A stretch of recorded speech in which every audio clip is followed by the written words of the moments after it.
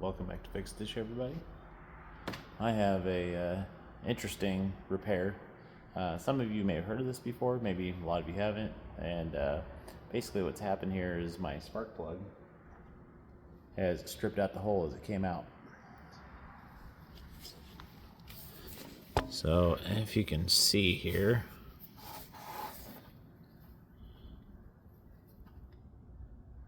you can see how as it came out of the hole, it stripped the threading out. And focus in there. Come on, there you go. Come on, focus, focus. There you go. And you can see how the threads are really messed up in there. So what we're gonna do is we're gonna use a thing called Sav-A-Thread. And what it is, it's like a Healy coil,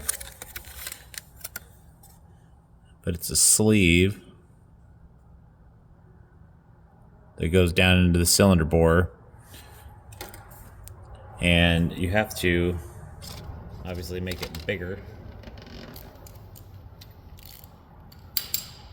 So here's the tool I'm using for this one. And once you buy the tool, all you need to do is buy the inserts after this, because you have the tool for a while. But the gist of the story is you can take this multi-step tap out the thread, no drilling required. If there's not enough threads left for this to pull the tap all the way through, then you will have to drill a 5/8 hole for this particular size. And then you can put sealant around your thread insert. And then there's a swedging tool. So you thread that down till it's flush at the top. And then there's a swedging tool to swedge the top out and ensure it doesn't come out, especially if you're to do future spark plug replacements. Well, we're going to do this repair with head in place. And now, this is not recommended to do with head in place. At least that's what it says on the package. I've been doing this for years and years and years and have never had one fail.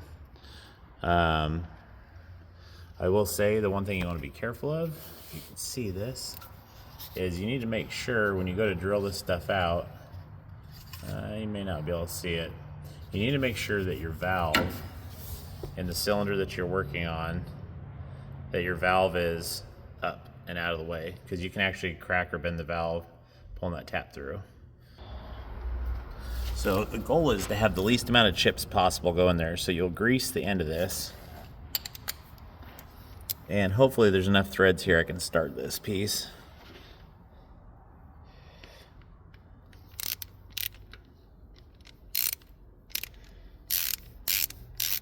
Did I get it? Yeah, got lucky there. So anyways, we'll run this in. And this will hopefully catch most of my chips. And just like a tap, you'll want to break off the chip occasionally.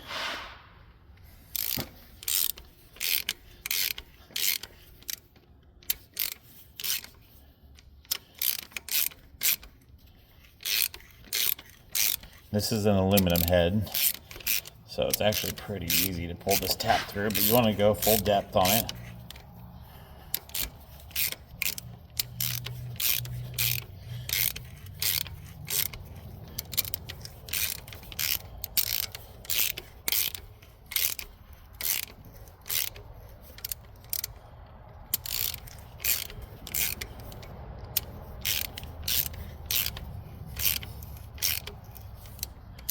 And I'll show you what I do afterwards to try to ensure that you don't have a piece of aluminum get stuck down in the ring land or something and mess up your piston rings or cylinder head or any of that kind of stuff.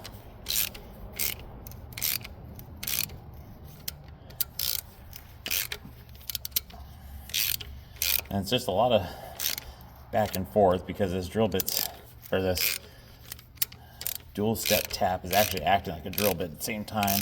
it's reaming out the hole as it's making the new threads. That's why you do a lot of the back and the forth. You want to try to break the chip off each time you do this.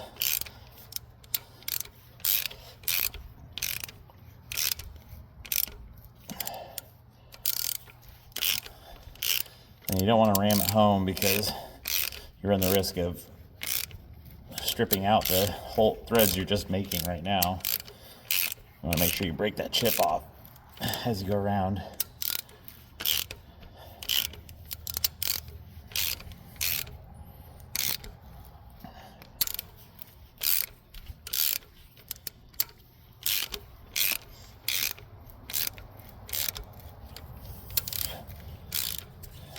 You also want to make sure you don't contact the top of your piston either.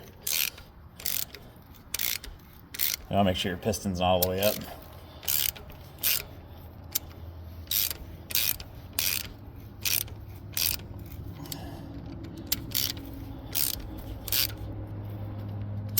You'll be protruding down in the hole, about an inch or so.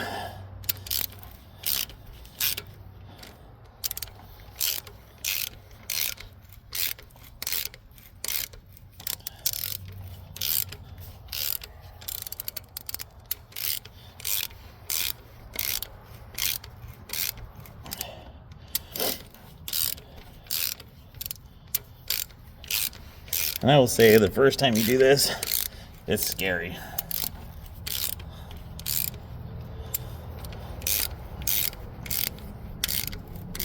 Because you've been trained your whole life that this is a no-no. I'm here to tell you, it's very safe and doable. Oops, sorry.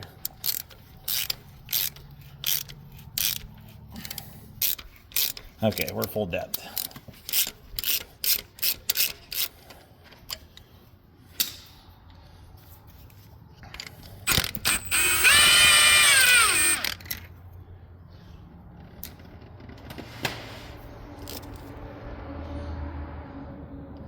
And look at all that aluminum we got there. So we're gonna have to do the best we can to clean that all out.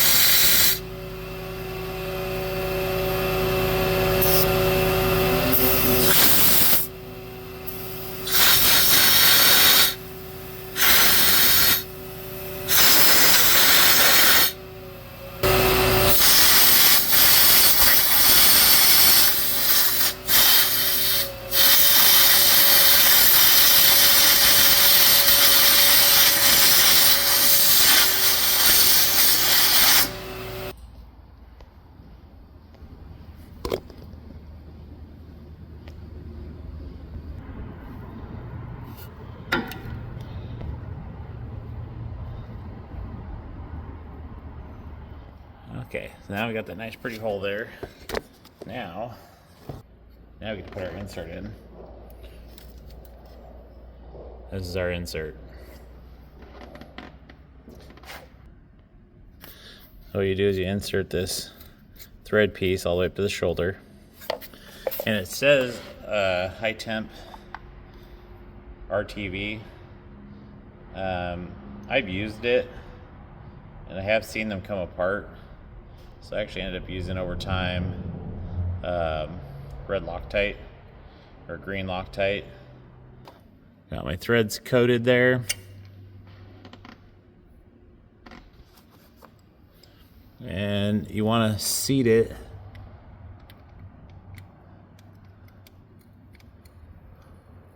until it's flush with the top of the head.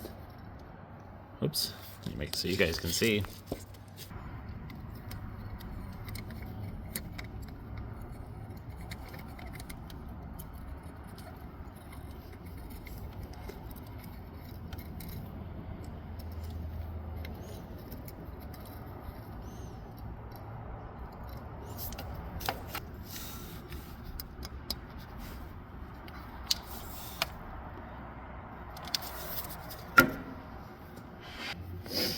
And then you're going to take the swedging tool or expanding tool. And it doesn't fit very good because you're going to hammer it in place.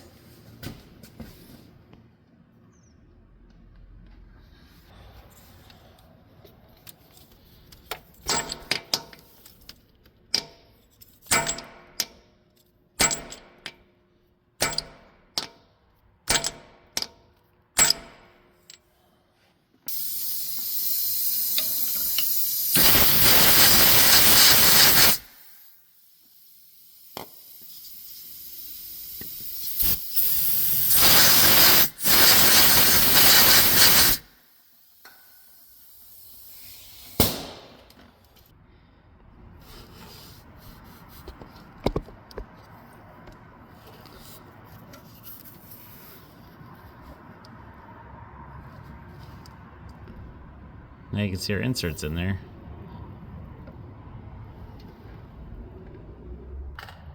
Here's our brand new spark plug.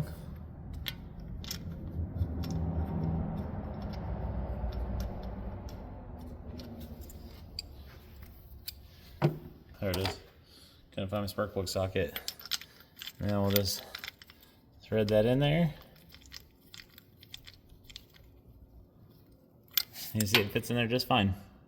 But I'm gonna blow this out a little bit more just to make sure I got my chips out now that everything's kind of dry, because I sprayed a crap load of brake clean in there. It'll also clean off the top of the head a little bit. So I'm gonna spray and dry that out a little bit more here real quick. All right, let's go ahead and put this in here. I got it nice and dry, all the aluminum blown out. And then we got all the Loctite out of the threads potentially. And we gave it a little bit to dry. Loctite is kind of an anaerobic. Like if you ever put some Loctite on something and thread it in fairly tight and then take it right back out, you'll notice like it's pretty much almost cured already. Okay, so we got a nice repair there. We got all our spark plugs in the holes. Now let's see if it works. Alrighty, got my coil and plug rail back on there. I'll go ahead and plug our, oops. Go ahead and plug this back in.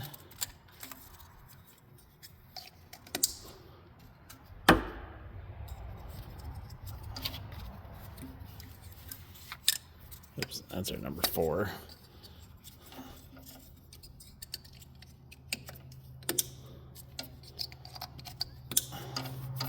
Should have the order correct. And then just for testing purposes here, I'm just gonna set the battery up here for now until we know we are 100%.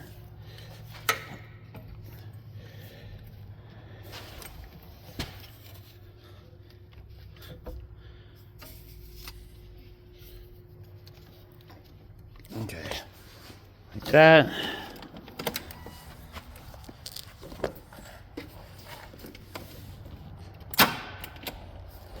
Oh.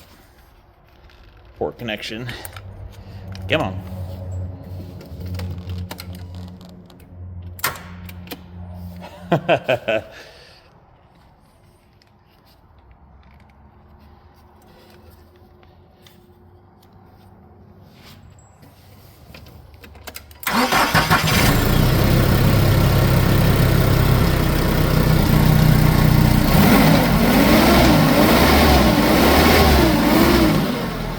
There we go. Runs good. I did have a dead hole, but not now. And then when it comes to getting spark plugs out, so this is one that came out and it came out okay. Here's one that I had to repair because it galled it all up. When it comes to taking these out, I highly discourage using ratchets, because with ratchets you're getting torsional force, so you're actually like torquing on it sideways. I much prefer using an impact.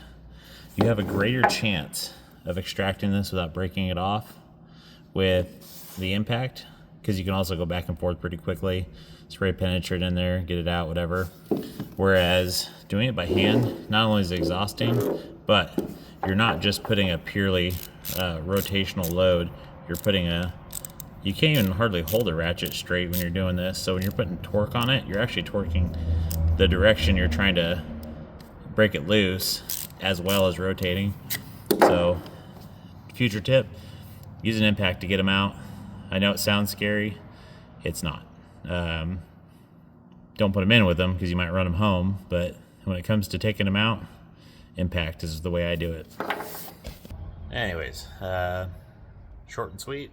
It's a pretty straightforward repair, but just wanted to show you guys that it's not that scary, not that hard, and pretty easy with that kit. They make different kits for the different size spark plugs, but if you ever have one that strips out your hole, not the end of the world, and it's pretty easy to do. At least on that one, it's fairly accessible. I know some other engines aren't super accessible, but yeah, that's it for me. See you guys next time on Fixed-ish.